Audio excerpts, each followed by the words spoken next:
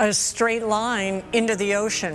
A small plane owned by a local renowned researcher. აი სულ ფიქრობ აი მომენტზე, როდესაც გაითიშა. კიდე არ მჯერა რომ ცოცხალია და სულ მგონია რომ რაღაცას მაიმუნობს. თუ არ გვინახავს რთულია რომ დავიჯეროთ და ცოტნეს საბოლოო მოგზაურობაც ესეთი არ გვინახავს და არც მინდა მაგის დაჯერება.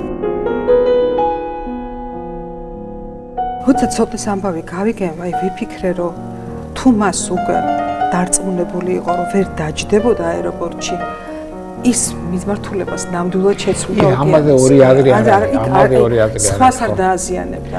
ცოტნე ჯავახიშვილი ეკრანზე და ეკრანს მიღმა.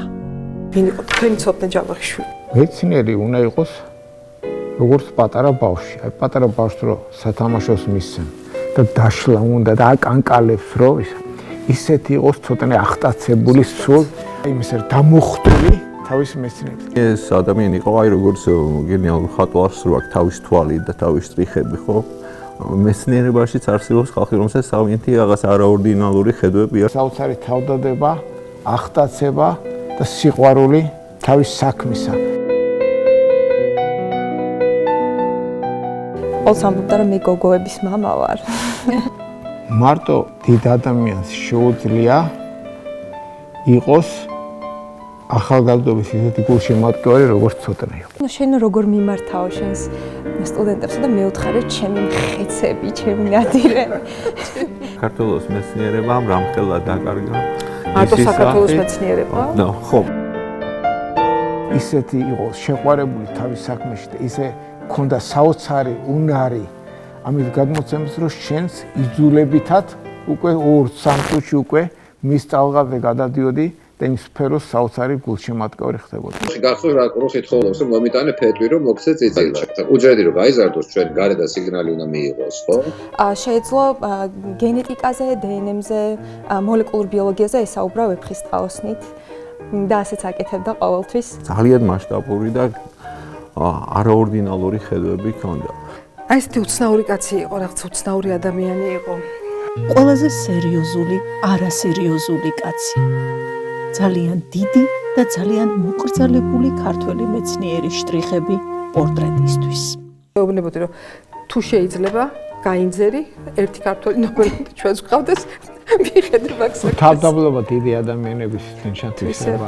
ნებისმიერ სამეცნიერო მიღწევაზე სტატიაზე ამბობდა რომ მე უბრალოდ გამიმართლა, თითქოს და მისი უდიდესი თანამონაწილეობა არ ყოფილიყო ნებისმიერ კვლევაში, აღმოჩენასა და მიგნებაში. იმათმა შექმნეს, იმათმა გააკეთეს, ეს იყო მაყურებელი. საკუთარი თავისთვის არასდროს არავის არაფერს არ სთხოვდა, გამორიცხული იყო. უნიკალური ადამიანი იყო. თანხმობერთან და ბატონო ცოტნე და ბატონოზე ბატონო ან თქვენს რო ეტყოდი, ვინ არის კიდე მიხედავ და მოიხედავ და თქვენიდან. ცხოვრების თითქმის ნახევარი გატარებული აქვს ამერიკაში. მისი სამეტყველო თუ სალიტერატურო ქართული იყო იმდენად მაღალ დონეზე, აი არ ვიცი ეს გაოგნებას იწვევდა ჩვენში ყოველთვის. ისეთი ჯანმრთელი იყო აი ამ აზროვნებაში, როგორც მეცნიერი რა. ის რომ დღეს არსებობს ცოტნე ჯავახიშვილის სახელობის სინთეტური ბიოლოგიის ინსტიტუტი, ალბათ ამას რო ხედავს და დაენახა ჯუჯღუნს ატეხდა, რომ ჩემი სახელი რატო დაარქვით. სახელოვანი წინაპრის, სახელოვანი შთამომავალი. ფრაზა აჩვენეს, როცა ამბობს ივანე ჯავახიშვილი, რომ მე მერიდება, როცა ძალიან მაქებენ, იმიტომ რომ მე ვგებარ ჭიანჭველას, რომელიც შეეჭიდა იმაზე დიდ ტვირთს, რომლის ტარებაც შეეძლო. მე ჩემ ცხოვრებაზე არაფერი არ შემიძლიაო და კოპია იყო ცოტნე ჯავახიშვილი. ცოტნე ჯავახიშვილის გარეშე დარჩენილი საქართველო და სოფლიო, დაუსრულებელი საქმეები და ოკეანის მიერ შთანთქმული გეგმები. გააღიარო როგორც პიროვნება. ეს არის ძალიან იშვიათი უცხო ქვეყანაში და ეს ადამიანი კი არ აღიარეს. მისი სახელობის სტიპენდია დანიშნეს. ამოუწურავად მრავალფეროვანი ინტერესები აქვს, ჰქონდა. როცა აწმყოდა წარსული, ერთიან საბურველშია გახვეული. ანუ სიკვდილი, როგორც სიცოცხლის გაგრძელება. აწყობილი ორკესტრი დამტოვა, ესე მთელი ორკესტრი ყველა ინსტრუმენტით დადგა და თვითონ სამოგზაუროდ წავიდა.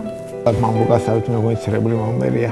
ძალიან სევდიანი, მაგრამ ძალიან საინტერესო გადაცემა შემოგთავაზეთ. ნამდვილად მსოფლიოში უდიდეს მეცნიერზე. ეხლა თავისუფლად შემიძლია არავინ არ შემომედავება. არ შეიძლება ეს ჭკვიანი ადამიანი ოჯახის. რა ვთქვა, არ არის ჭკვიანი და ისე მომიწვიეო. ნახეთ, ცოტნე ჯავახიშვილის 61-ვე დაბადების დღე ვერიკო ბაზიართან უნაგარში, ტელეკომპანია პულსის საღამოს ეთერში.